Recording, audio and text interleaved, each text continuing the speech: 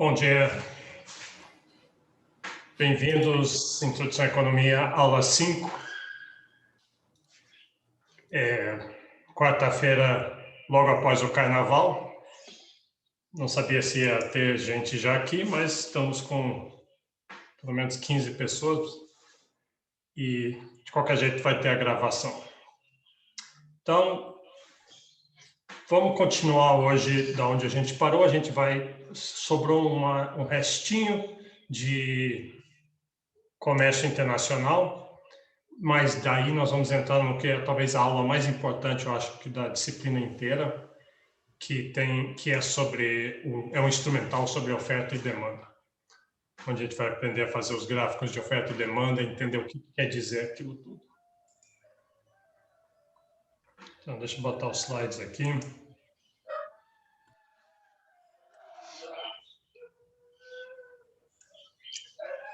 Eu já estou gravando. Em épocas comuns, em anos comuns, quarta-feira, logo depois do Carnaval, não teria aula. Esse semestre, a UNB, como nós estamos correndo atrás para recuperar o semestre ainda do ano passado, esse semestre é mais comprimido, então não dá para ficar perdendo tempo e já na quarta-feira já tem aula. Acho isso bom, vamos em frente, tem muitas coisas que fazer. Então, só lembrando, só para recapitular onde é que a gente estava, parece que segunda-feira não teve aula, então a gente já começa a esquecer. A gente viu, a essência do que a gente estava vendo era trocas. Né? Trocas é base de economia. Quando tem escassez, necessariamente vão ocorrer trade-offs, acontecem trocas, e a gente viu a ideia de fronteiras de possibilidades de consumo, fronteiras de possibilidades de produção, e que quando você tem isso, você tem que tomar decisões, tem que fazer essas trocas. Tomar decisão envolve as trocas. E o exemplo que a gente viu aqui foi, nessa aula passada, a teoria das vantagens comparativas. E a gente viu esses modelos onde tem dois produtores diferentes, cada um tem que escolher o que vai produzir, pode produzir dois bens, e tem limites ao que ele pode fazer, representado por essas fronteiras que você está vendo aí no slide. E uma opção é cada um produz para si mesmo, autonomia. Você pode pensar isso em contexto de países, cada país produz para si mesmo dos bens, e aí aquilo vai definir o que vai ser consumido.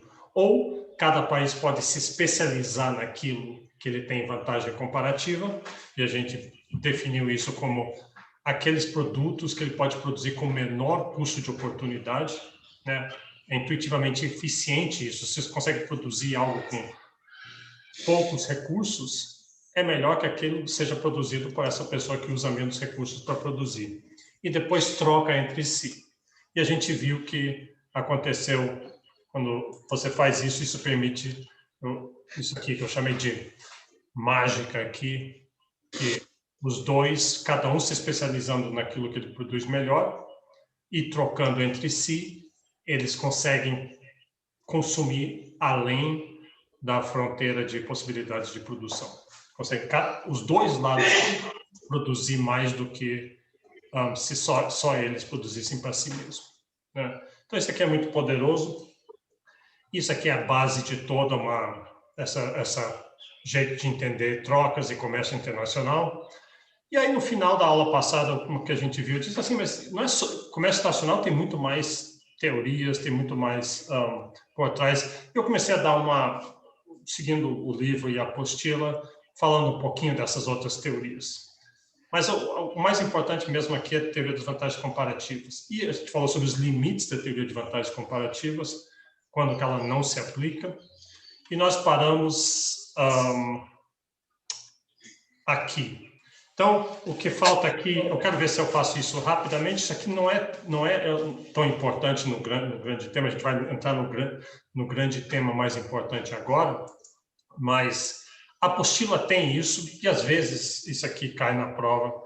Então, o que eu entendo que a apostila está fazendo aqui é dizer assim, pô, a gente está falando sobre comércio internacional, teorias do comércio internacional, a gente falou da mais importante delas, que é a teoria de vantagens comparativas, mas vamos botar algumas outras, só para os alunos verem que tem outros aspectos e temas em comércio internacional. Então, uma é essa aqui, essa teoria de ciclo da vida de produto. E eu já admito que eu nunca vi isso fora aqui da apostila, mas está aqui, então vamos ver rapidamente.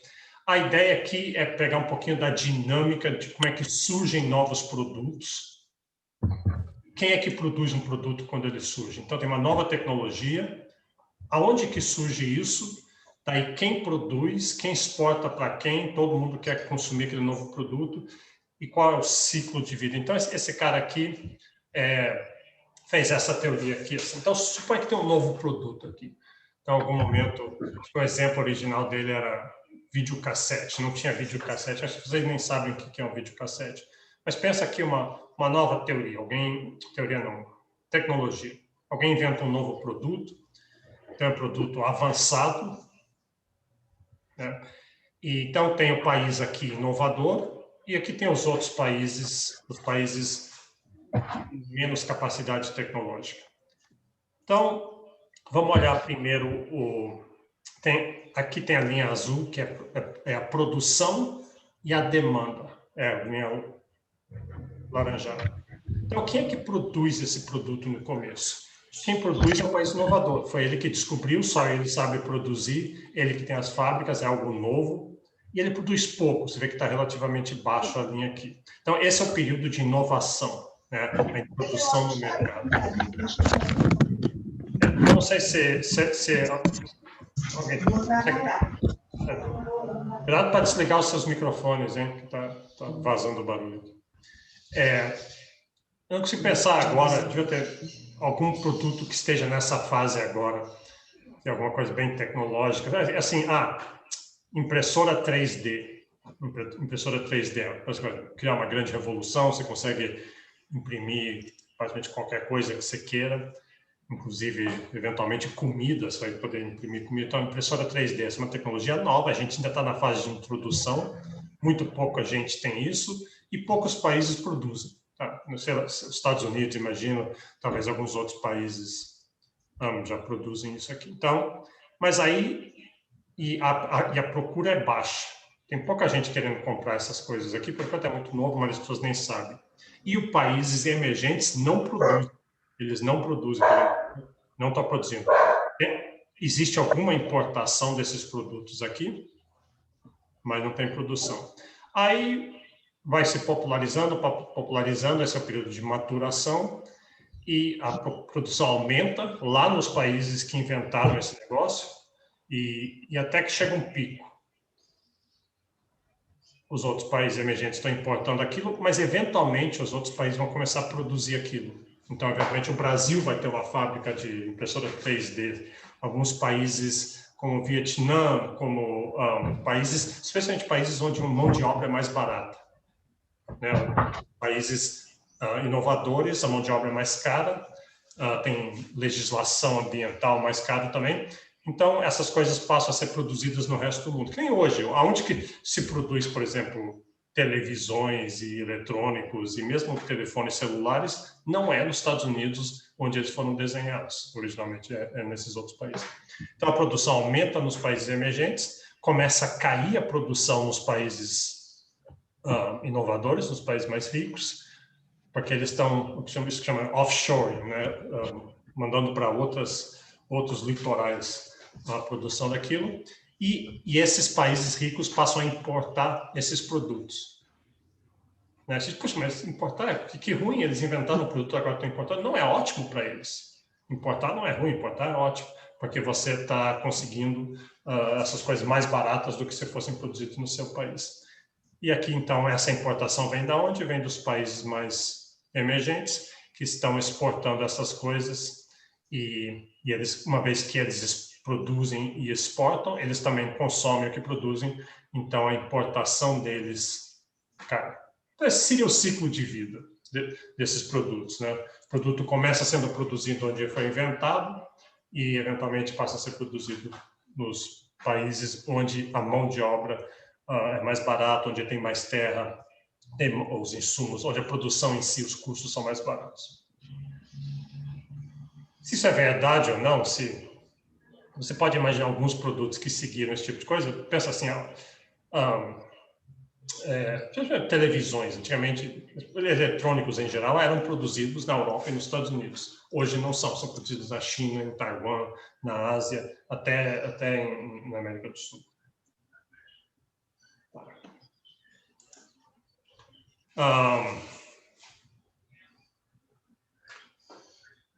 Outra questão é a questão de economias de escala. Economias de escala quer dizer que é mais barato, se você produz um produto, ele fica mais barato se se produz muito dele. Então, não vale a pena produzir um pouquinho, cada país produzir aquele produto, é melhor deixar os poucos países produzirem, que eles produzem em grande escala e o custo unitário cai. Por exemplo, automóveis é assim. Um país como o Brasil pode ter fábricas de automóveis porque é um mercado muito grande o Brasil, tem 200 milhões de pessoas, um dos países mais populosos do mundo, mesmo sendo uma população pobre, há demanda suficiente no Brasil para que um certo número de fábricas de automóveis produzam, cada um deles produza um número grande de automóveis, podendo levar o custo unitário para baixo. Mas um país como o Paraguai, por exemplo, Uruguai, Paraguai, países com população pequena, não suportam uma indústria automobilística paraguaia, por exemplo. Porque não quer dizer que os países não façam, muitas vezes fazem, os governantes acham que é estratégico ou dá a volta, mas em termos econômicos geralmente é uma má ideia. É uma má ideia porque a demanda que existe dentro de um país pequeno por automóveis não é suficiente para aquela produção passar do número, passar da escala onde o custo vai cair e tornar o produto mais barato. Valeria mais a pena, por exemplo, eles importarem do Brasil os automóveis. Isso é o que é economias de escala, mas vamos ver 3 temas em torno disso. 3 tentativas de tornar o modelo de comércio internacional mais realista do que aquele que a gente tinha lá, que era bem simplificado. Então, isso aqui eu vou botar rapidamente, essas coisas não são... A apostila meio que só joga essas coisas, não entra em grandes detalhes. E existe toda uma teoria dessas outras coisas, mas a ideia da introdução à economia não é entrar nelas muito detalhadamente. Quem fez isso aqui pensou assim, a gente não pode só mencionar a teoria das vantagens comparativas, tem que deixar o aluno saber que tem outras formas de ver comércio internacional. Então, só vou colocar aqui também como está na apostila. Concorrência monopolista quer dizer o seguinte, quer dizer que muitas vezes tem produtos que são muito parecidos um com o outro, mas um pouquinho diferentes. Por exemplo, automóveis é isso. Então, você tem automóveis, você vê, se a gente pode fazer uma análise estimando da produção de automóveis, e todos os automóveis são iguais. Mas, na verdade, não são. Tem automóveis maiores, menores, mais potentes, menos potentes, mais luxuosos, menos luxuosos. Então, isso comporta que tem uma fábrica que faça automóveis de um determinado tipo, outro faz automóveis de outro determinado tipo. Eles são substitutos entre si, mas não totalmente. E o que quer dizer isso? Quer dizer, não é um monopólio, não é só um produtor de automóveis, e aí ele teria muito poder de mercado de determinar seu preço, porque existem competidores, não exatamente iguais a eles, mas suficientemente iguais para que um consumidor diz assim, eu prefiro o Volkswagen, eu gosto de Volkswagen, sempre tive Volkswagen, está aqui Volkswagen, eu quero comprar, mas aí o preço do Volkswagen começa a subir, chega uma hora ele diz, eu queria Volkswagen, mas o preço subiu e a Fiat está mais barata, eu vou comprar Fiat em vez. Então, existe alguma competição e algum aspecto de monopólio, que não são exatamente o mesmo produto. Então, lealdade à marca, esse tipo de coisa, propaganda, podem criar um mercado cativo, mas não totalmente cativo. Então, e a gente vê muito isso em comércio exterior.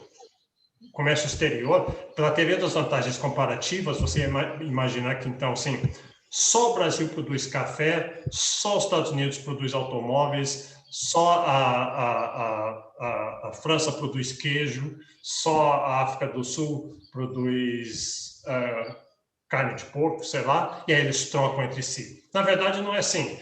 Todos esses países produzem todos esses bens.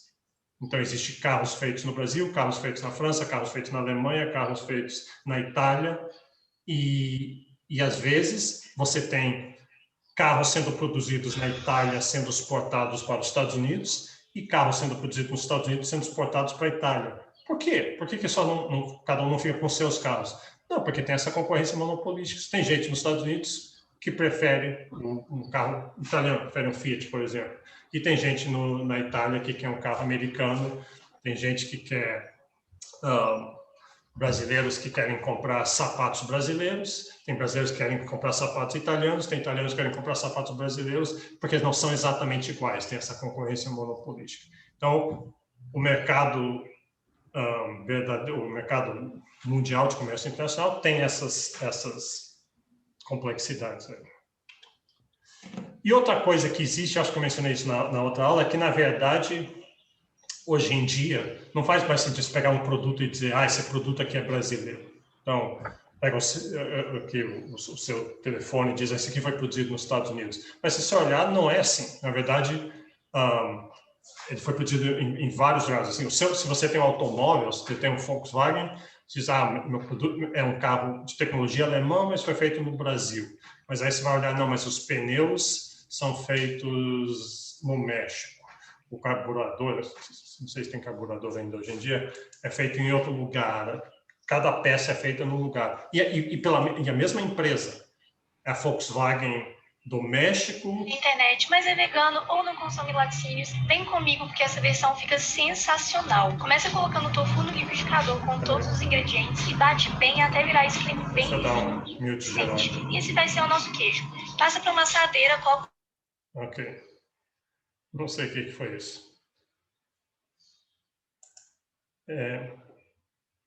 Receita de queijo. Né? Vamos lá. Compartilhar aqui de novo.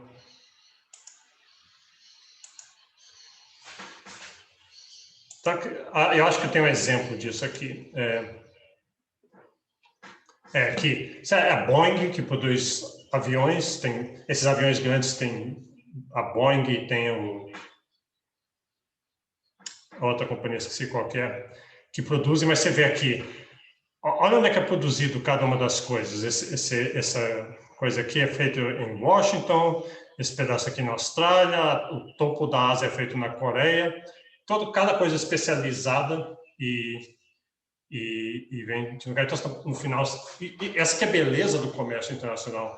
Um pouquinho isso é a ideia de vantagens comparativas, é que cada fábrica dessas em lugares diferentes tem uma vantagem comparativa e o comércio permite que você monte assim. Então, hoje em dia, é tudo intricado. Isso é muito bom, essa globalização é muito boa.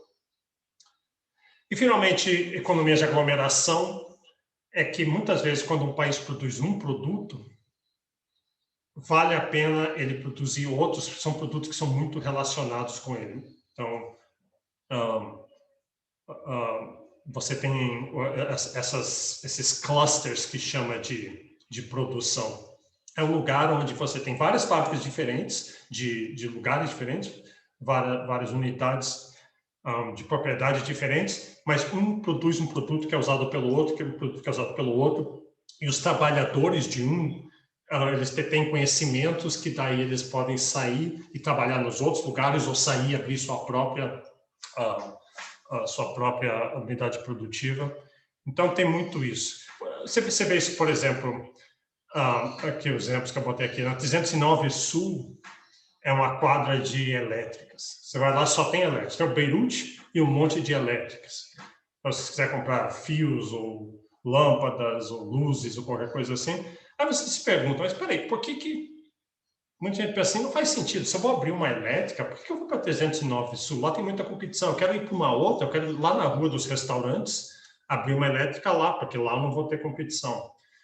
existe essa questão da competição, mas acaba que a economia de aglomeração é superior. Você quer vir na 309 Sul, porque lá é um polo de elétricas. Então, os consumidores já vão lá e tem muito conhecimento sobre esse tema acontecendo lá. Os trabalhadores de uma das lojas conversam com os da outra. Então, tem essas economias de aglomeração, essas sinergias, de certa forma. Outro exemplo disso é em Novo Hamburgo, tem no Rio de Janeiro, tem um polo de produção que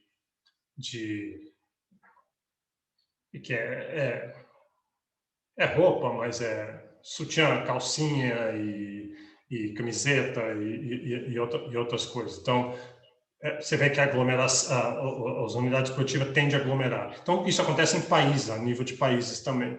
Muitos países se especializam em siderurgia, e tem várias siderúrgicas lá, outras se especializam em equipamentos de alta precisão. E aí, então, a economia de aglomeração é importante para explicar a organização mundial e nacional da produção. Então, isso é bem diferente de só teoria das vantagens comparativas. Na teoria das vantagens comparativas, cada um está se especializando em uma coisa. Aqui você tem vários se especializando mais ou menos na mesma coisa e ficando próximos no espaço, porque todos ganham com aquilo ali. O conhecimento que aquilo ali gera é benéfico para todos. Essas são as vantagens da economia de aglomeração. Você tem, no mesmo lugar já tem os fornecedores, já tem a mão de obra especializados, o que uma descoberta em um lugar rapidamente passa para os outros. Tem reputação, às vezes, um produto que vem de uma certa área, onde tem várias unidades produtivas. Tá, isso aqui deixa eu pular tudo e... Bom, é isso, basicamente, nessa parte de comércio internacional. Vantagens comparativas, só que na vida real, a força das vantagens comparativas estão lá, mas existem esses outros fatores e forças, concorrência monopolística, economias de aglomeração e outras coisas que fazem com que, na verdade, seja bem mais complexo. Deixa eu pôr isso aqui tudo. Tá. Vamos para frente. Então, aqui a gente acabou essa primeira unidade 1. Deixa eu trocar os slides aqui, ver exatamente como é que é o nome. A gente acabou módulo 1, unidade 1, vamos passar para módulo 1, unidade 2. E como eu falei, eu acho que essa é a parte mais importante do curso inteiro, porque aqui a gente vai aprender oferta e demanda, que vai aplicar primeiro para bens e serviços, mas depois a gente vai sair aplicando isso para crédito, para câmbio, para capital e para várias outras coisas. Então, vamos lá. Então, isso aqui é essencialmente microeconomia, essa é a base de microeconomia, o modelo central de microeconomia. A gente vai ver mercado, oferta e demanda, elasticidades, falhas de governo, falhas de mercado, políticas de governo. Esse é o tema. Então, vamos lá. Então, a gente começa com a ideia de mercado. Isso aqui é muito importante. Mercado, diz assim, eu sei o que é o mercado, eu vou todo dia lá no mercado comprar coisa. Sim, mercado é isso, é um supermercado, por exemplo, é uma feira, mas mercado é mais do que isso. Mercado é onde compradores e vendedores se juntam para interagir. E não necessariamente se juntam fisicamente, não necessariamente um mercado. Então, existe, por exemplo, o mercado de mão de obra. Mercado de mão de obra onde tem gente demandando trabalhadores, querem contratar trabalhadores, e pessoas ofertando trabalho, a pessoa está procurando um emprego. E eles se encontram, não é necessariamente cara a cara, às vezes pode ser na internet, pode ser via jornais, pode ser num leilão, pode ser via uma bolsa de valores, por exemplo. Então, o mercado é isso. O mercado não é necessariamente um lugar, não é um lugar físico. Pode ser um lugar físico, como a Ceasa, como o supermercado, como a feira, mas é mais do que um lugar físico, é qualquer interação, é uma interação, qualquer interação que haja entre alguém querendo demandar alguma coisa e alguém querendo ofertar. E o que vai surgir do mercado é um preço e quantidade. Vai surgir um equilíbrio que vai dizer que nesse mercado, nesse momento do tempo, está sendo demandado e ofertado uma certa quantidade do bem, serviço ou outra coisa, e aqui é a quantidade. Então, é isso que a gente quer fazer. E a gente vai começar com... A gente vai ver que mais para frente tem uma aula sobre estruturas de mercado, tem mercados competitivos, tem monopólio, tem oligopólios, tem várias estruturas de mercado, mas a gente vai começar com o mercado competitivo, que é o mais simples de todo, talvez o mais poderoso. Então, como é que define um mercado competitivo? Qual é a definição? Um grande número de vendedores. Como assim um grande número? É quanto? É 10, 20, 100 mil? É suficiente número de vendedores que nenhum deles tem poder de chegar e dizer eu vendo a 30 e só vendo a 30. Ele não pode fazer isso. Um monopolista pode. Monopolista é quando só tem um vendedor. Aí ele chega lá e diz assim, eu vendo a 30 e pronto. Se não quiser comprar, não compra, você não tem outra opção. Então, ou você não compra, ou você compra de mim. Então, ele é um fazedor de preço, ele decide qual que é o preço. No mercado competitivo, se um vendedor chegar lá, eu só vendo a 30 ou mais, mas se tiver gente vendendo a 25, aí então, os compradores vão estar, então, vendo a 30, eu vou comprar desse outro cara aqui a 25. Aí, eventualmente, o primeiro vai perceber, eu não tenho poder de mercado, tem tanta competição aqui que eu tenho que vender ao preço que todo mundo mais está vendendo. Eu não posso fazer meu preço, eu não posso forçar meu preço, eu vou ter que tomar o preço de mercado, eu tomo ele como dado e vendo aquele preço. Tá, isso é uma coisa, tem um grande número de compradores também. E não está escrito aqui, mas eles também são tomadores de preço. Tem alguém chegando comprar assim, chega a dizer, eu só vou comprar, mas eu só pago 20. Mas outras pessoas estão pagando 25, 30, então os vendedores dizem, tá, você só paga 20, então não vendo para você, eu vendo para esse monte de outras pessoas que querem comprar aqui.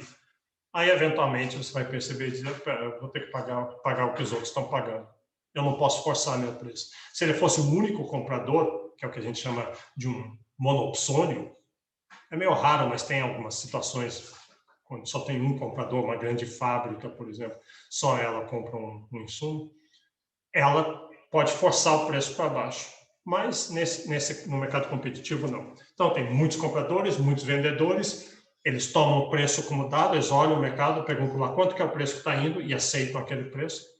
O bem é um bem homogêneo, é um bem dado, e todo mundo que vende exatamente o mesmo, não a mesma unidade, mas o mesmo bem, o bem é igual, e todo mundo que compra o mesmo bem.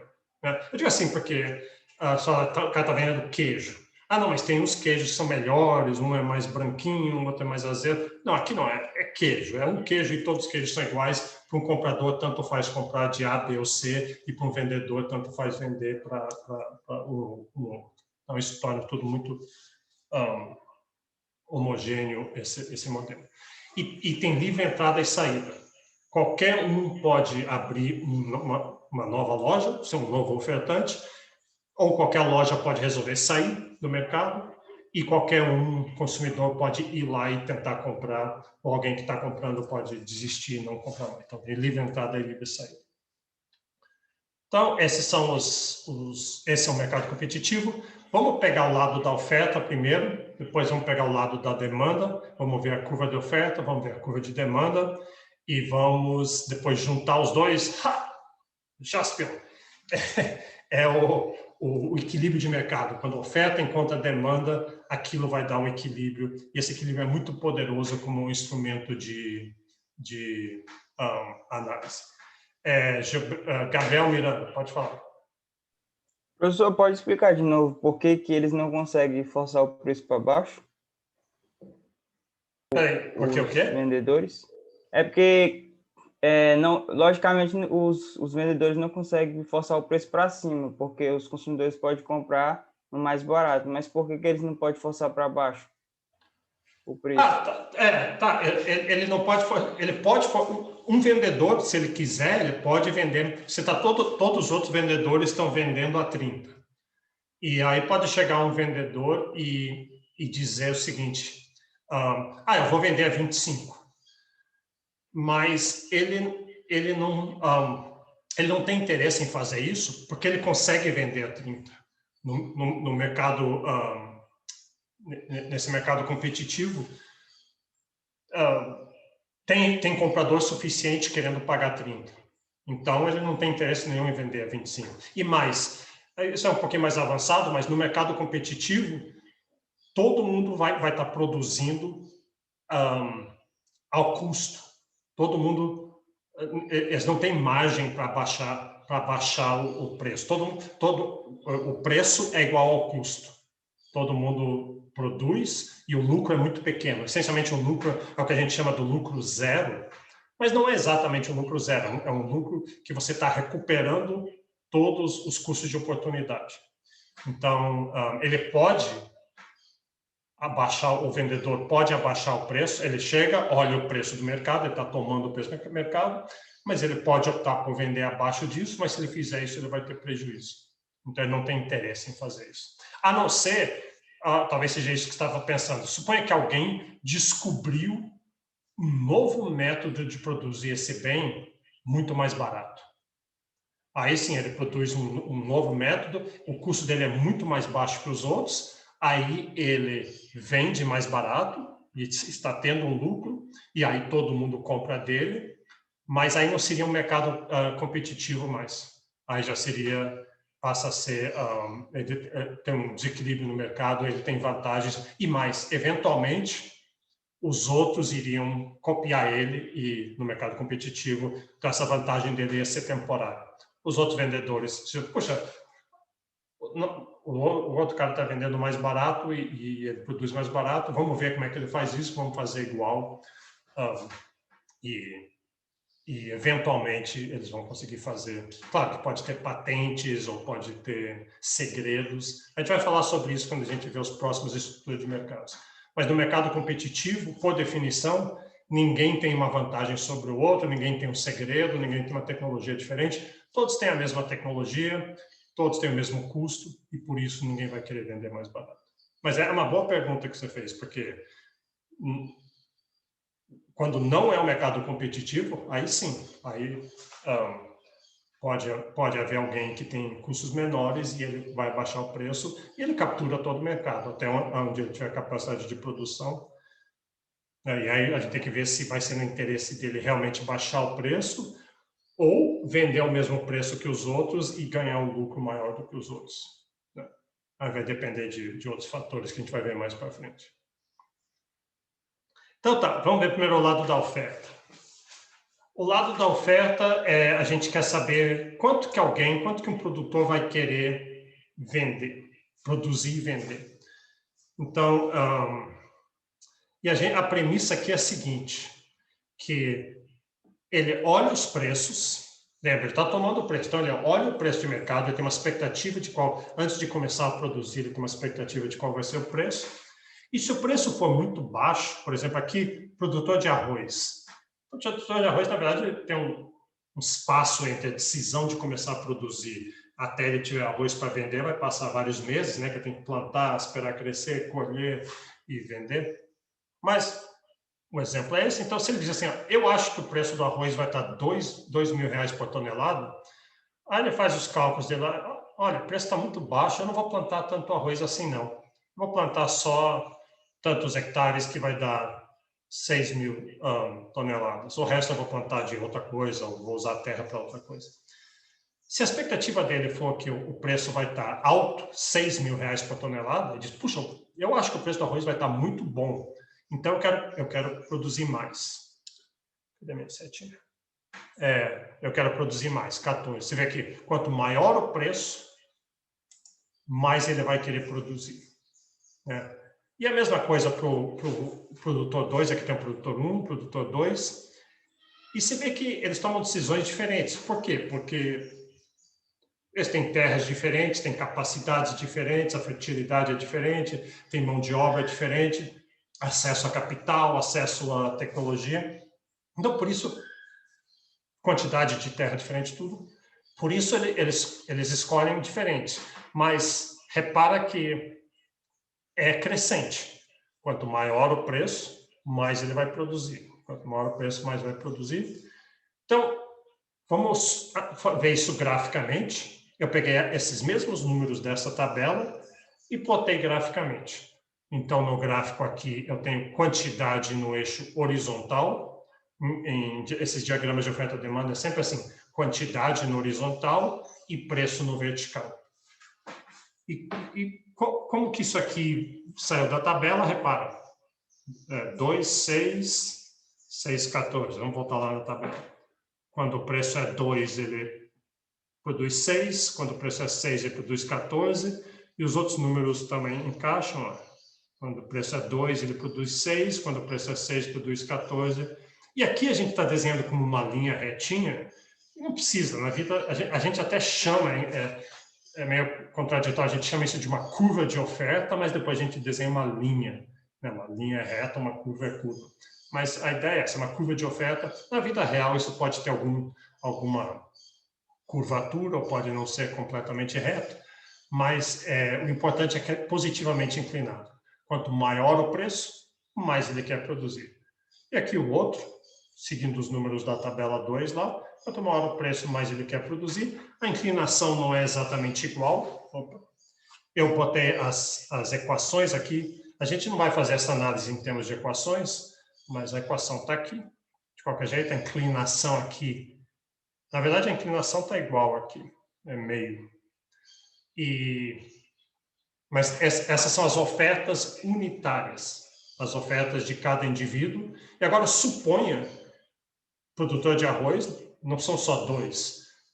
No Brasil, numa região, tem milhares, tem centenas de milhares de produtores de arroz. Tem os bem grandes, os menores. Mas cada um deles tem a sua curva de oferta. Cada um deles é um tomador de preço. Ele sabe, eu não vou poder escolher quanto eu vendo esse arroz. Eu vou olhar lá na tabela do preço do arroz, deve ter uma bolsa de arroz em algum lugar, na bolsa agrícola de arroz, e aí eu vou vender. E essa ideia, é muito importante essa ideia de que é positivamente inclinado, mas faz sentido isso aqui. Suponha que você trabalha em algum lugar, numa loja, por exemplo, ou no escritório, mas você trabalha por hora. E você pode escolher quantas horas você trabalha. Isso geralmente não é assim, mas pensa Uber. Assim, se você é um motorista de Uber, de táxi, ou você é um vendedor de picolé na rua, você meio que pode decidir trabalhar mais ou menos. Pode dizer, hoje eu vou trabalhar 4 horas, vou trabalhar 6, vou ficar 24 horas, e depende da sua vida pessoal, depende da sua expectativa. Se está um período muito bom, os preços estão altos, aí você pode trabalhar mais e ver que você, a sua decisão de quantas horas trabalhar, vai seguir uma curva de oferta positivamente inclinada, provavelmente. Assim, ó, se eu achar que o preço está baixo, e o Uber é assim, né? O Uber tem um preço dinâmico. Se tem muita demanda por Uber, por exemplo, uma chuva, um temporal, um feriado, alguma coisa assim, o preço sobe naturalmente. E é correto isso, porque é oferta e demanda. Então, se você trabalha com Uber e você nota que o preço está muito alto, puxa, o preço está 6, então eu acho que eu vou ficar mais 4 horas hoje. Mas se você olhar e diz, de repente, o preço está baixo, 2, diz, não vale a pena, eu só vou trabalhar 6 horas hoje. Né? Então, faz sentido a curva de oferta ser positivamente inclinada. Então, aí, só que é o seguinte, é que muitas vezes, nossa análise, a gente está interessado na oferta individual. A gente quer saber quanto que um indivíduo, uma fábrica, uma loja vai ofertar. Mas, muitas vezes, e mais frequentemente, a gente não quer saber as ofertas individuais, a gente quer a oferta do mercado. A gente quer a oferta o total de arroz que está sendo ofertado, né? Para depois saber o preço do arroz. Então, vamos fazer isso. Vamos somar a oferta do produtor 1 com a oferta do produtor 2. Então, eu botei aqui nas tabelas, depois a gente faz no gráfico. Então, o preço vai ficar igual. O preço é um parâmetro aqui. Mas o que a gente vai somar é a quantidade. Quando o preço é 2, o indivíduo 1 quer ofertar 6, o indivíduo 2 quer ofertar 8. 6 mais 8 é 14. É 14. Quando o preço é 3, o 1 oferta 8, o 2 oferta 10, 18. Quando o preço é 6, o 1 oferta 14, o 2 oferta 16, dá 30. Então, simplesmente a soma horizontal, e aí a gente vê, no gráfico aqui, a gente tem a curva de oferta individual do 1, do 2, e aqui a curva do mercado, a oferta de arroz do mercado, a oferta total do mercado, que é a soma do 1 e do 2. Claro, a gente está simplificando, trabalhando só com 2 para caber no slide aqui. Na vida real, se tivesse 87 mil, a gente pegaria as 87 mil curvas de oferta, quanto que cada um desses 87 mil querem ofertar a cada preço, e soma tudo, e aí faz a curva de oferta de mercado. Então, isso é muito poderoso, a gente vai trabalhar com isso. Vamos tentar entender. Aqui vem um negócio muito importante. A gente já viu ceteris paribus lá na primeira, segunda aula, mas o que a gente quer saber é o seguinte, a gente tem a curva de oferta do mercado aqui do lado, mas repara que só tem 2 variáveis aí. Tem o eixo do X, que é quantidade, e o eixo vertical é preço, e essas são as 2 variáveis essenciais que a gente tem interesse, preço e quantidade. A gente quer saber preço de equilíbrio, quantidade de equilíbrio. Mas não é só isso que afeta a produção de arroz. Tem uma série de outras variáveis que também afetam a produção de arroz. O que acontece é que é difícil botar no papel, o papel tem 2 dimensões, é difícil fazer um gráfico com múltiplas dimensões. Quer ver? Até um gráfico de 3 dimensões dava para fazer, é meio difícil desenhar, mas dá para fazer com perspectiva, assim. Então, eu poderia botar uma terceira variável, que, digamos, seja nível de tecnologia existente. Que isso afeta, né? Dependendo da tecnologia que você tem, você, a cada nível de preço, você vai produzir mais ou menos arroz. Mas clima, por exemplo. Se o clima está bom, se teve chuvas ou não teve chuvas, isso afeta a produção de arroz. Então, várias outras variáveis, e são tantas que não dá para botar tudo no gráfico. Então, o que a gente faz? A opção é fazer um gráfico de 2 dimensões, com as 2 variáveis mais importantes, preço e quantidade, e as outras, a gente diz assim, elas estão ceteris paribus, elas estão fixas. A gente supõe que elas estão em um certo nível, mas elas não estão mudando, então a gente pode brincar com aumenta o preço, ver o que acontece com a quantidade, dado que as outras estão ceteris paribus. Então, e aí o que a gente vai fazer mais para frente, ainda na próxima aula, a gente vai dizer o seguinte, vai fazer um negócio chamado estática comparativa, que acho que eu até já mencionei aqui, mas a gente vai dizer assim, porque às vezes a gente diz assim, puxa, mas eu não quero deixar tecnologia fixo, por exemplo. Eu quero saber o que acontece se tem uma inovação tecnológica. O que acontece com preço e quantidade? Mas aí tem um jeito da gente mexer só uma das variáveis ceteris paribus, deixando as outras fixas e ver o que acontece com preço e quantidade. Mas, por enquanto, vamos deixá-las fixas. Quais são essas variáveis que afetam a oferta de um bem e que não são preço e quantidade? Aqui tem 4, mas podem imaginar várias outras. Então, o preço dos insumos, o preço da terra, preço de fertilizante, preço do frete. Todas essas coisas afetam, no exemplo do arroz e qualquer outro produto, você pode imaginar também os insumos. Você tem a padaria, o preço da farinha, o preço da mão de obra, os impostos, tudo isso afeta a decisão de um produtor de quanto ofertar a cada nível de preço. Tecnologia é a mesma coisa, o número de produtores também. Se tiver mais produtores de arroz, isso vai afetar a minha decisão, clima, etc. Tudo isso afeta. Então, eu copiei aqui essa tabela da apostila e do livro. Eu não vou ler ela aqui, mas o que a gente quer fazer é... Deixa eu tirar isso aqui da frente.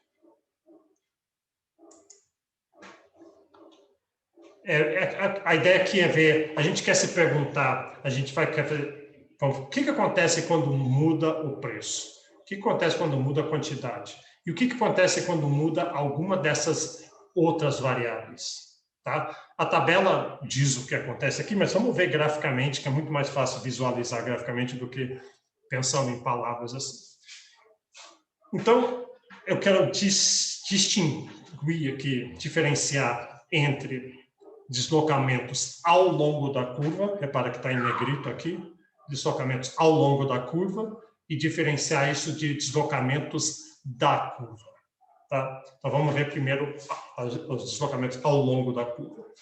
Um deslocamento ao longo da curva é uma relação entre preço e quantidade, entre as nossas duas variáveis principais aqui. Então, uma curva de oferta, ela é positivamente inclinada, então isso quer dizer que se o preço aumenta, né, o preço aumentou aqui de P1 para P2, a oferta vai aumentar de Q1 para Q2. Então, na oferta, um aumento de preço leva a um aumento de demanda, aumento de preço leva a aumento de oferta, e uma queda de preço leva a uma queda da oferta. Então, isso é bem simples. Mas o que é um deslocamento da curva de oferta? O deslocamento da curva de oferta não é uma relação entre preço e quantidade. É o que acontece com essa curva, a relação entre preço e quantidade, quando muda uma das variáveis ceteris paribus. Né? Então, eu vou pegar um exemplo aqui. Esse aqui, deixa eu ver se eu escrevi qual que é o exemplo. Tá, então, aqui vem um choque que aumenta a oferta. Então, isso aqui, suponha que caiu o preço do fertilizante, ou apareceu uma nova semente, ou teve um período de chuvas, foi bom esse ano. Então, antes você estava aqui, essa era a curva, a relação entre preço e quantidade, mas agora, ao mesmo preço, você vai querer produzir mais. Antes, agora que tem uma nova semente, mesmo o preço não tendo mudado, o preço é o mesmo que era antes você queria produzir essa quantidade de arroz, mas agora que você tem uma nova semente, a esse mesmo preço, você quer produzir mais, você quer produzir Q2. Então, a curva deslocou para a direita e para baixo. Então, a oferta aumentou. Se foi um choque, a gente chama isso de um choque. Né? Teve uma mudança de fora do modelo, uma nova semente, um período bom de chuvas, queda no preço dos insumos, teve um choque de fora, isso deslocou a curva.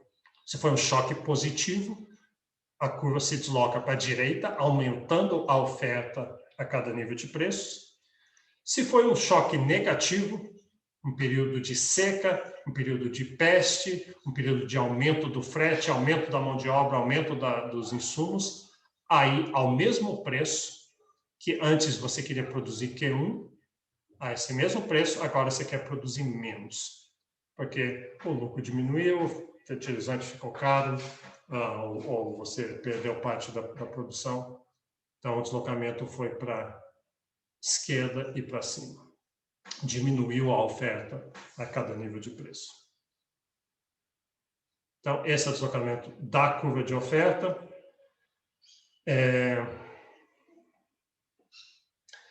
Aí, uma coisa que pode acontecer também é que pode ter vários choques ao mesmo tempo. Pode ter um choque positivo, que caiu o preço dos insumos, mas um choque negativo, que foi um período de seca muito ruim. Aí, qual que vai dominar? Depende de qual choque é maior. Um choque empurra a curva para a direita, o choque positivo. Outro choque empurra para a esquerda. Às vezes, um compensa o outro exatamente e fica no mesmo lugar, mas mais provavelmente vai ter um deslocamento da curva e o choque que foi mais forte é que vai predominar. Tá bom. Esse é o lado da oferta, então vamos guardar isso aqui, daqui a pouco a gente recupera, mas vamos passar para a demanda agora. O outro lado do mercado. A gente fala assim que economia sempre tem dois lados da moeda, né? Se tem um ganhador, tem um perdedor. Sempre tem. Se alguém o governo aumentou os impostos. Tem alguém achando ruim, mas tem alguém achando bom também. Que, né, vai arrecadar mais impostos e vai ter mais serviços para alguém. Sempre tem dois lados, pelo menos. Então, vem o lado da demanda. Então, demanda aqui são as pessoas que querem comprar um bem. Quanto que eles querem comprar, a gente já, lá na primeira aula, a gente falou, isso depende de o que eles querem comprar e quanto, depende de preferências, a gente fala preferências como dados, depende do que as pessoas gostam, o que elas querem, isso é utilidade também, e depende da restrição orçamentária, as pessoas só têm certa quantidade de recursos. E aí as pessoas vão maximizar a sua utilidade, esse é todo um processo, a gente não vai entrar nisso aqui agora, mas as pessoas tomam uma decisão. Toda essa parte de racionalidade e maximização é tomar uma decisão. Isso aqui é competição perfeita, então eles são tomadores de preço, eles querem coisas, eles olham o preço e aí eles decidem quanto comprar e compram. Né?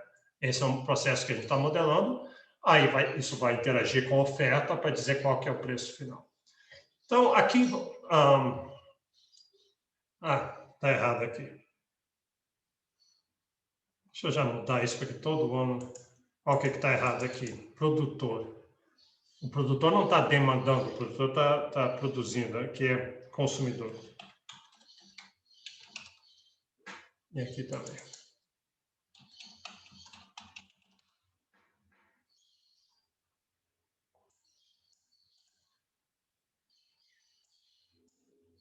Deixa eu botar isso aqui. Então, tá. Ficou meio errado ali, mas depois eu conserto aqui. Então, aqui está a escala consumidor 1. Ele, se o preço é 2, ele fala, beleza, o preço do arroz está barato, eu quero muito, me vê 18. Se em vez de ele ver que o preço do arroz está alto, puxa, o arroz está caro pra caramba, eu ainda tenho que comprar, porque eu tenho que ter arroz lá em casa, mas eu vou comprar menos, vou comprar só 2, em vez de 18, 2. Repara o que mudou agora. É negativamente relacionado. Quanto maior o preço, menos você quer comprar.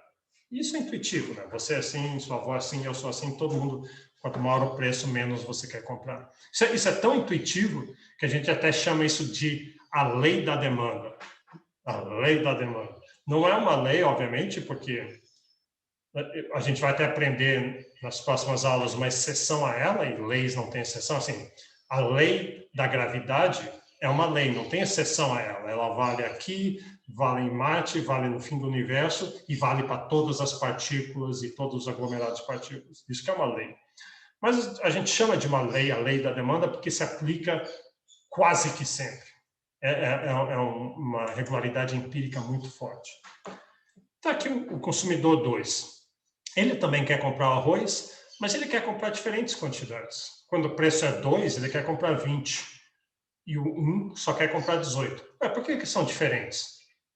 Claro, eles têm preferências diferentes, têm restrições orçamentárias diferentes, um tem mais dinheiro do que o outro, um gosta mais ou menos do que arroz, ou várias outras circunstâncias. Então, é natural que seja diferente, mas é negativamente relacionado. Os dois compram mais quando é mais barato, compram menos quando é mais caro. Vamos ver isso graficamente, que nem a gente fez antes. Graficamente está aqui. A curva de demanda é negativamente inclinada. A de oferta era positivamente. Demanda é negativamente inclinada. Essa é a lei da demanda.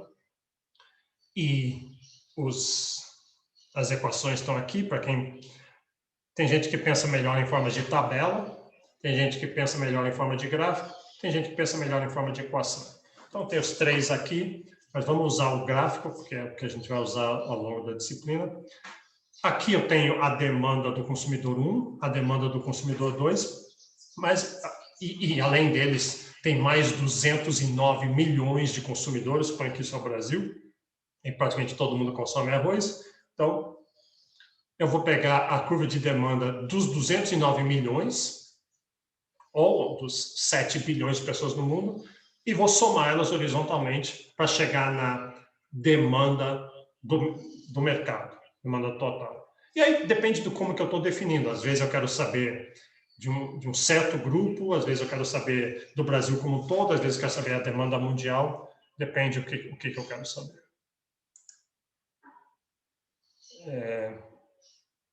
Deixa eu ver que tem uma pergunta aqui.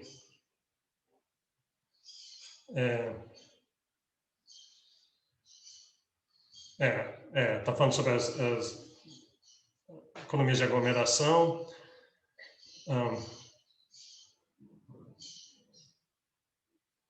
Aqui a pergunta aqui da Gabriela Nunes é o seguinte, aqui, a gente está falando da decisão do produtor de quanto produzir, então ele olha o preço e decide quanto produzir. Mas o exemplo que eu usei não é muito bom, porque arroz tem um período muito grande entre os dois, né? Então, às vezes ele achou que o preço do arroz ia estar bom, mas 6 meses depois aconteceu que a China produziu e vendeu arroz barato, o preço do arroz caiu. Então, mercados agrícolas são muito mais difíceis, e por isso que o governo intervém tanto, tendo estoques, o governo compra estoques ou vende dos estoques para evitar isso. Acho que um exemplo melhor é aquele que eu falei do Uber, por exemplo. Alguém que decide, o preço está mudando, de hora em hora o preço está mudando, e a pessoa está tomando a decisão de trabalhar de hora. Eu, por exemplo, eu não posso decidir assim, o meu salário vai melhorar mês que vem, então eu vou dar mais 2 aulas a mais. Então, antes na UNB, assim, talvez um professor de outro tipo de ensino, que é contratado por hora, até possa fazer isso. Mas, então, o exemplo aqui é como se a decisão fosse assim. Mas, de qualquer jeito, as curvas de demanda são negativamente inclinadas, de oferta são positivamente inclinadas. Se o preço subir, às vezes tem um período até a pessoa poder se adaptar, tomar a próxima decisão de quanto quer consumir ou não. Por exemplo, geladeiras. Eu compro uma geladeira talvez de 10 em 10 anos. Então, se cai o preço da geladeira, eu não vou comprar uma geladeira só porque caiu o preço. Mas talvez eu resolva trocar minha geladeira mais cedo do que eu ia trocar se ela tivesse mais cara. Então, essas forças estão valendo ali, mas cada produto tem suas características, mais durável, menos durável, a demanda, a decisão de quanto demandar e quanto ofertar é feito mais frequentemente ou menos frequentemente. Então, vamos lá. Então, vamos somar. A gente quer a demanda de mercado. Eu vou somar a quantidade... Aqui está produtor, está errado de novo, tenho que mudar isso aqui. A quantidade demandada a cada preço do consumidor 1, do consumidor 2, e aí eu tenho a demanda do mercado, que é simplesmente a soma. Quando o preço é 2, o 1 consome 18, o 2 consome 20, o mercado composto desses dois consome 38. Se o preço subir para 6, aí o 1 reduz, só consome 2, só demanda 2, o 2 só demanda 4 e a demanda de mercado é 6.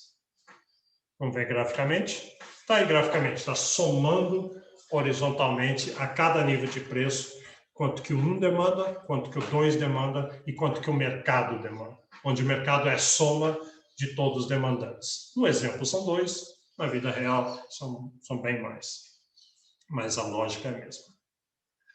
E aí, quais são os bens, as variáveis, outras variáveis que não são preço nem quantidade, mas que também afetam a decisão de quanto demandar?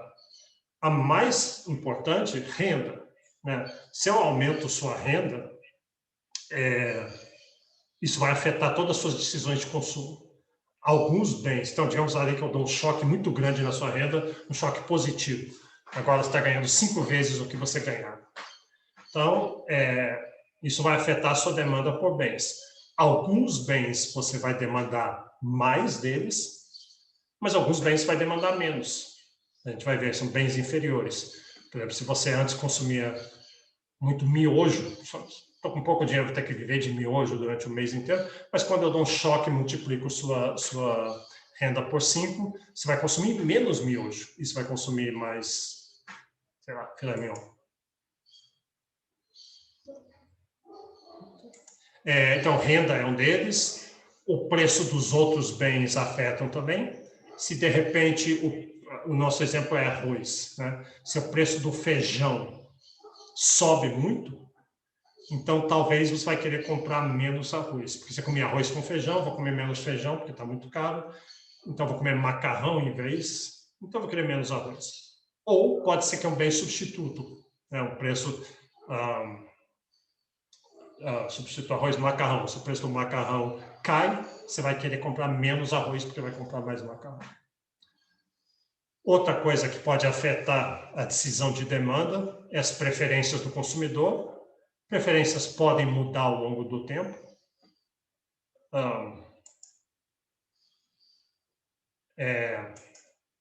Elas mudam, por exemplo, com campanhas publicitárias. De repente, uma campanha publicitária, você nunca gostava de abacate, mas todo mundo está dizendo que abacate é a coisa mais saudável do mundo, e aí você vai querer mais abacate. Mudou sua demanda e etc. Então, preferências, obviamente, mudam o que é demanda. Expectativas. Se você acha que o preço de alguma coisa vai subir ou vai cair, isso pode induzir você a comprar mais agora, ou você a não comprar agora para deixar para comprar depois, quando estiver mais barato. E, além disso, o número de consumidores. Se, de repente, tem muito mais gente consumindo, isso vai afetar o preço. Então, uma dessas cidades lá de Roraima, que, de repente, entrou centenas de venezuelanos, uma cidade pequena de 5.000 pessoas, entrou 1.000 venezuelanos de uma hora para outra, de um dia para o outro, imagina que o preço dos bens vão subir, tem mais consumidores de arroz, por exemplo, o preço do arroz sobe, então isso é uma variável ceteris paribus que está afetando o preço e quantidade. Então, aí, isso aqui, eu já estou falando um pouquinho isso aqui, mas isso aqui permite a gente classificar bens. Então, essa ideia de renda, de repente sua renda sobe, você consome mais de alguns bens. Né? Você acharia isso normal, né? A maioria dos bens você quer mais. Você vai ter mais um telefone, vai ter mais carro, vai viajar mais, vai tomar mais café, vai comer mais carne, vai ir mais para restaurante. Esses são os bens normais. Se sua renda sobe, você quer mais deles. Mas tem bens inferiores também. Bens inferiores são bens que, quando sua renda sobe, você quer menos deles. Então, você andava de ônibus, agora sua renda aumentou e agora você tem um carro, então você anda menos de ônibus. Andar de ônibus é um bem inferior. Né? Então, vários bens assim, você comia carne de segunda, agora a sua renda aumentou, você come carnes de melhores cortes. Então, carne de segunda é um bem inferior. Tá. Olhando aqui nos comentários. Tá, isso é bens normais inferiores, é relativo à renda, mas aí tem bens substitutos e complementares. Então tem, quando sobe o preço de um produto,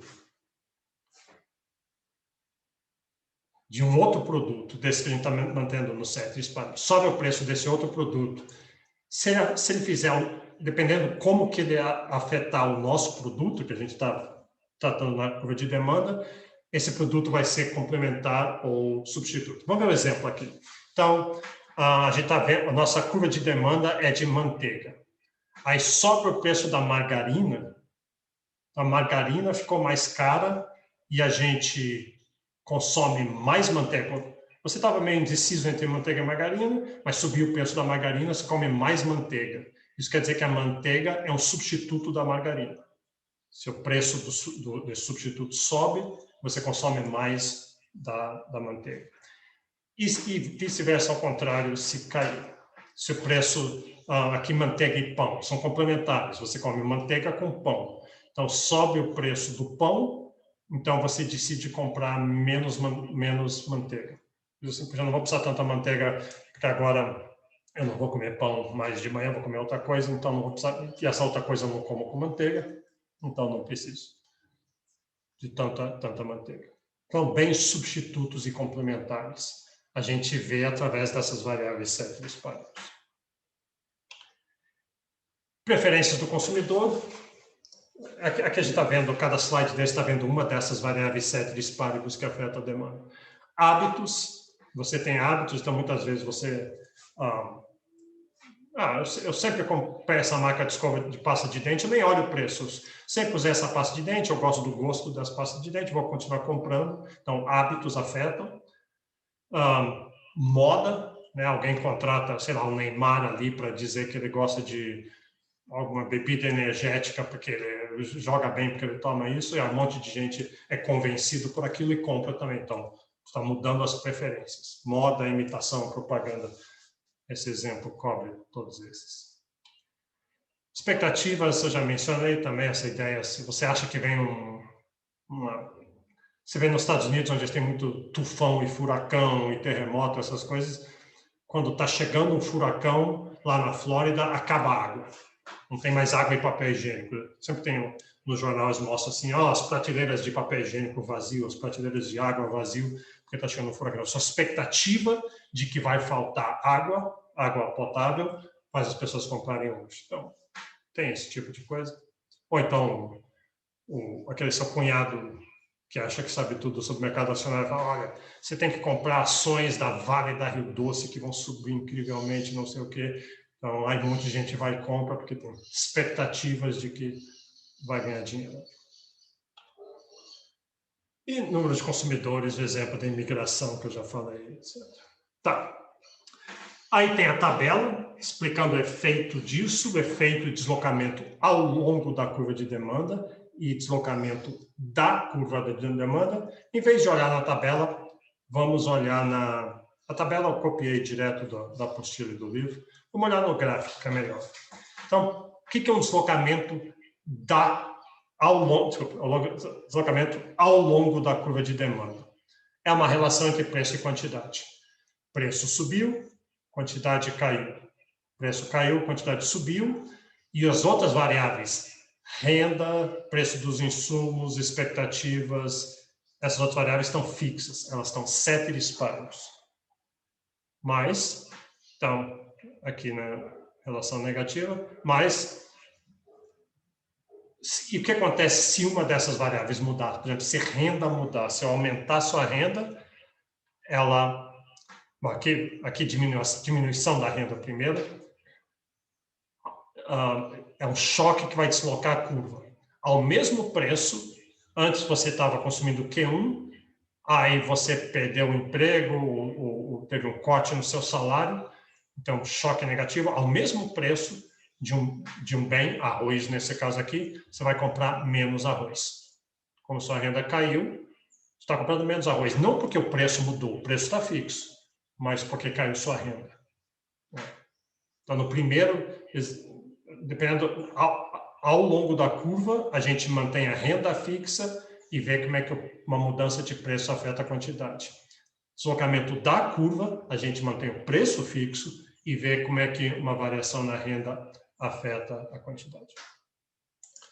E aqui um choque positivo, um aumento da renda ou então a queda do preço de um bem complementar, ou então uma mudança da preferência, agora todo mundo virou moda comer risoto, então todo mundo quer arroz, e então deu um choque para a direita. Ao mesmo preço, a demanda era Q1, e agora a demanda aumentou para Q2. Não aumentou porque mudou o preço, porque a gente manteve o preço fixo, mas mudou outra coisa, mudou a renda, mudou o preço do bem complementar, mudou as expectativas, mudou uma variável ceteris paribus.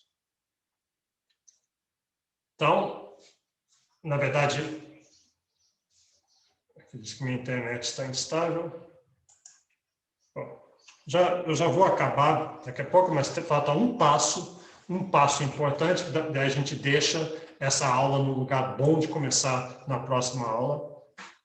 Por enquanto, a gente só está montando os modelos. Oferta, demanda. O que a gente vai fazer daqui a pouco é juntar os dois e ver o equilíbrio de mercado. Então,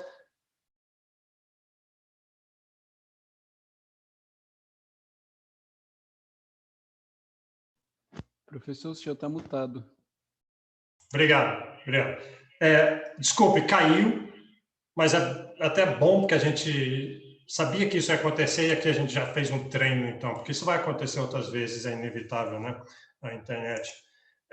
Então, quando cair assim, eu vou tentar voltar o mais cedo possível. Essa vez foi fácil resolver, outras vezes pode não ser tão fácil, mas aí, eventualmente, o protocolo seria esse. Poxa, o professor está demorando para voltar, aí eu mando um e-mail porque daí eu posso mandar via celular, não depende da internet, e a gente decide se continua ou não. Então, deixa eu só acabar aqui, mais menos 5 minutos, que já está chegando 1h15, 1h20, mas eu quero deixar isso aqui num ponto bom para a gente retomar esse tema na próxima aula. Tá. Então, curva de demanda, deslocamento ao longo da curva, deslocamento da curva, e aí vem a coisa importante. Pronto, a gente não podia deixar de fazer isso.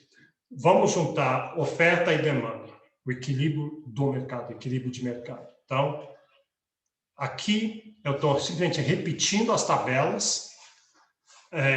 Aqui está a quantidade do mercado, já é a soma dos individuais. São os mesmos números que eu tinha antes, os mesmos preços, que vão variar, e aqui a oferta, que aumenta com o preço, e a demanda, que diminui com o preço. Vamos botar isso em forma de gráfico, que é mais fácil de visualizar do que em forma de tabela, e está aqui. Vamos parar alguns segundos para admirar isso, que é uma belezura. Oferta e demanda. Vamos lá. Eu estou brincando aqui, mas vamos ver que isso vai acompanhar a gente até o final do curso. E realmente é um instrumento analítico bastante poderoso. Então, está aqui a curva de oferta positivamente inclinada, a curva de demanda negativamente inclinada, e repara que elas se cruzam em certo ponto, elas se cruzam, e dá uma quantidade e um preço, e a gente vai chamar isso a quantidade de equilíbrio e o preço de equilíbrio. Esse é o equilíbrio de mercado. Pensa o que é um equilíbrio. Equilíbrio é uma situação onde, se nada mudar, se nada de fora mudar, aquela situação continua. Então, um jeito de pensar sobre isso é, pega um pote curvo e joga uma bolinha no pote, a bolinha vai ficar mudando, tem várias forças, tem gravidade, tem fricção, tem um monte de coisa, mas eventualmente a bolinha vai parar e ir num ponto. E esse é o equilíbrio.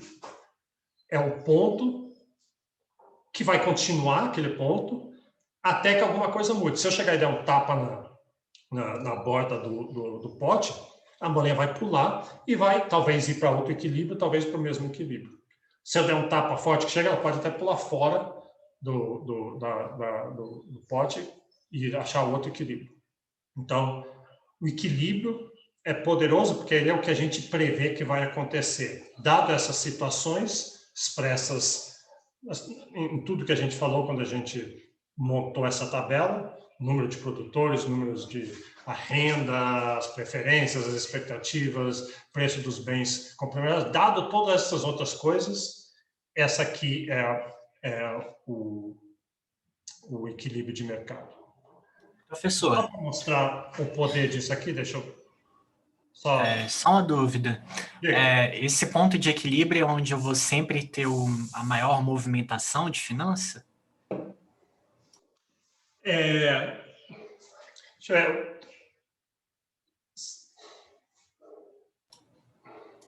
Ele é o ponto que a gente prevê, a gente tem que dizer o que a gente acha, se me dá todos os dados do mercado, dos demandantes, dos ofertantes, da renda, das preferências, isso, a minha previsão é que vão ser vendidos, aqui acho que é 22 mais ou menos, vão ser vendidos 22 toneladas de arroz, e a mesma quantidade vai ser comprada, e o preço a que eles vão ser vendidos e comprados é 4. A sua pergunta é se eu estou interpretando ela assim, se é ali que os produtores estão maximizando o lucro e os consumidores estão maximizando a sua utilidade, a resposta é sim. Dada uma série de outras circunstâncias, condições, sim. Quando o equilíbrio...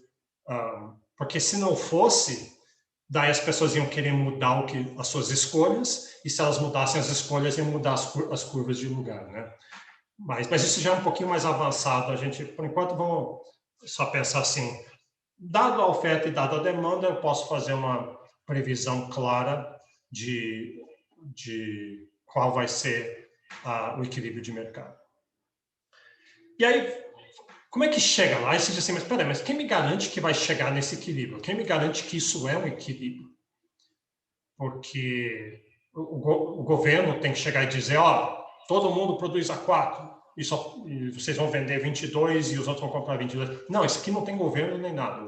Claro, tem governo lá atrás mantendo a lei e a ordem, mas são decisões individuais dos produtores e consumidores.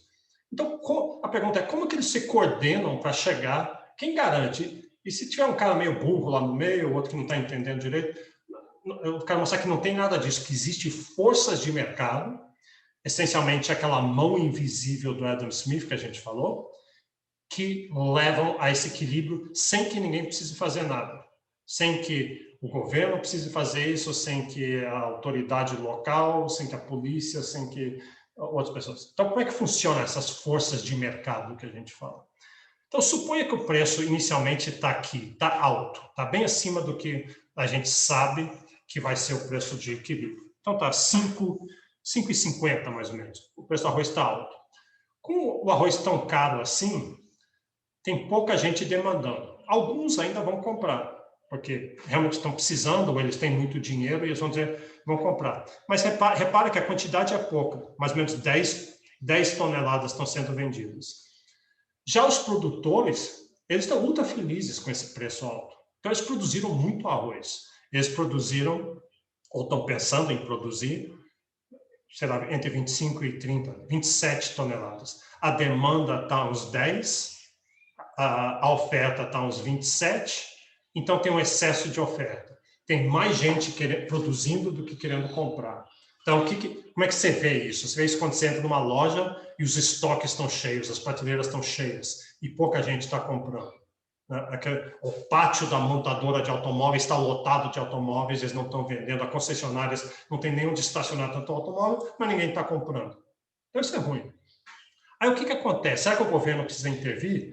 Será que a autoridade local, alguém, um especialista, precisa chegar lá e dizer alguma coisa? Não. O que vai acontecer é que essa montadora, essa concessionária, esse dono de loja vai dizer, puxa, eu estou até gostando do preço, mas não está vendendo, quer ver o que eu vou fazer? Eu vou abaixar um pouquinho o preço e ver se eu consigo vender mais. Ou eu vou fazer uma promoção, ou dar uns descontos especiais para alguns consumidores. E aí, quando ele abaixa o preço, algumas pessoas compram mais.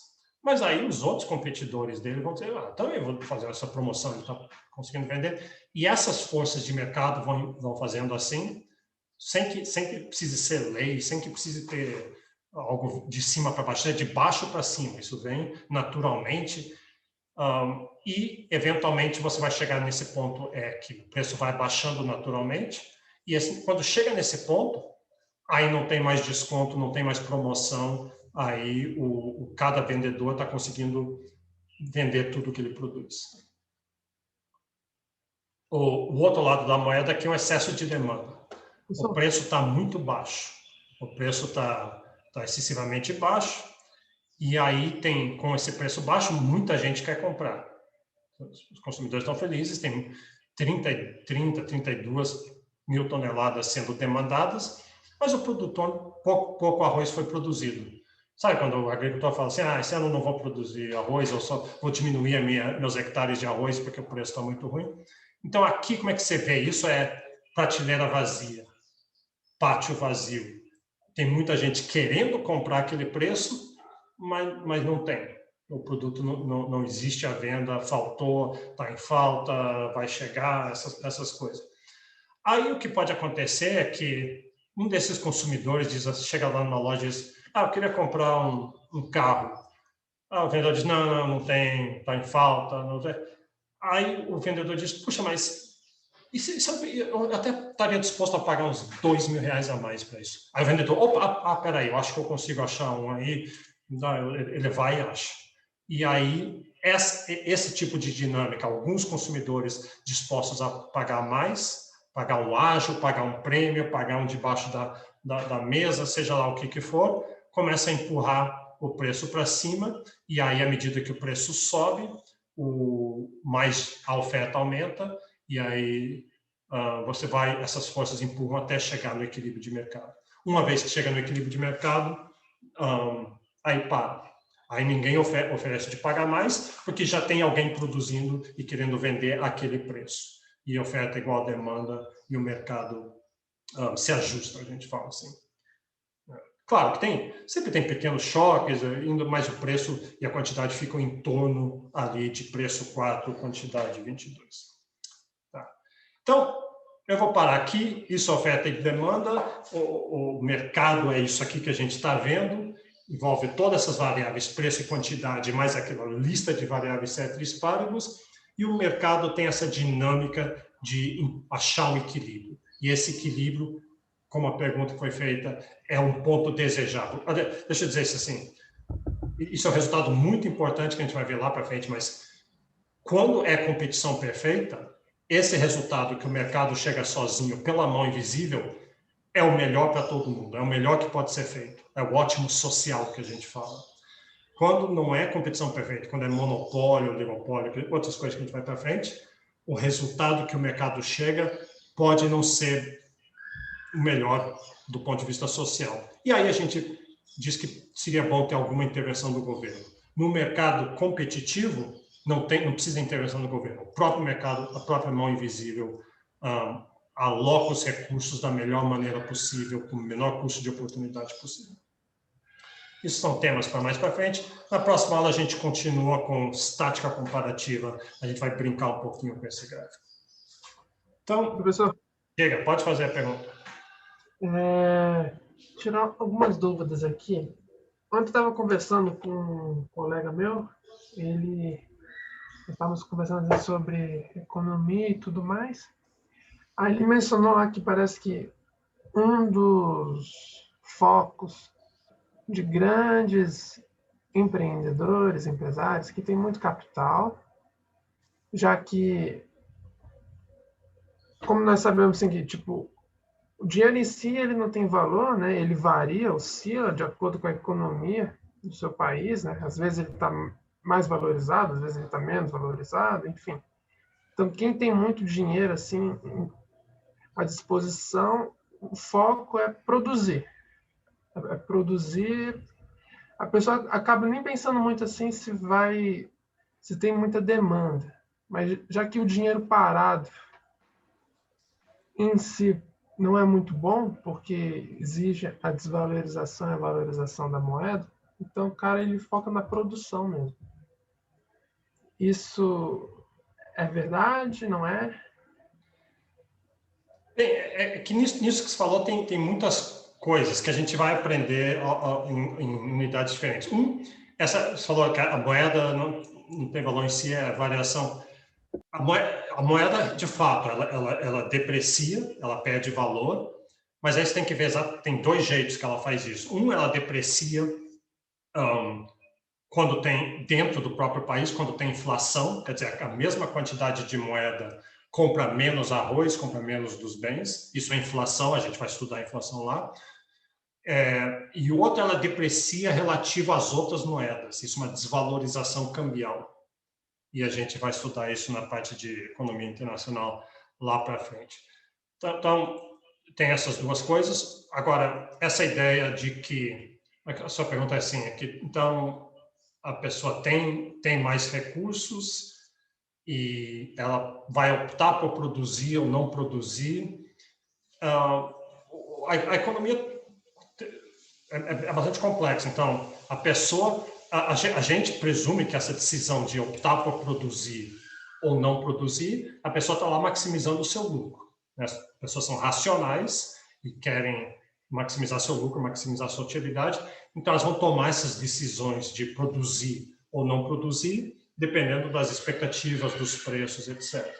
Agora, não é necessário que alguém que tenha muito dinheiro produza, porque se eu tenho muito dinheiro, muitos recursos por alguma razão, e eu não quero produzir, tipicamente eu não vou deixar meu dinheiro parado embaixo do colchão. Eu vou aplicar isso no mercado financeiro, alguma poupança, alguma coisa, e aí o que o banco faz, ele pega esse meu dinheiro, ele me paga uns juros para isso, mas ele empresta esse dinheiro para alguém que quer produzir. Então, quando meus recursos eu não estou produzindo, via mercado financeiro, esses recursos chegam para alguém que quer produzir. Quando o mercado financeiro de um país funciona bem, os juros são razoáveis, essa intermediação funciona muito bem e a economia vai bem, né? Todo mundo que quer produzir consegue crédito barato, porque tem pessoas não consumindo e não investindo em produção diretamente. Agora, em muitos países, alguma coisa nessa cadeia pode dar errado. O setor financeiro pode ser corrupto, ou pode ser muito concentrado, aí a taxa de juros é muito alta, ele paga pouco para mim e cobra muito do outro, ficando muito lá. Então, esse tipo pode gerar problemas ali. Mas, tipicamente, a economia aloca os recursos de uma forma ou de outra, não é preciso que quem tem os recursos necessariamente produza. Não sei se eu respondi bem a pergunta. Alguém tem mais alguma pergunta? Alguma questão? Então, tá bom. Então, daí a gente continua segunda-feira, continua de oferta e demanda, e até lá.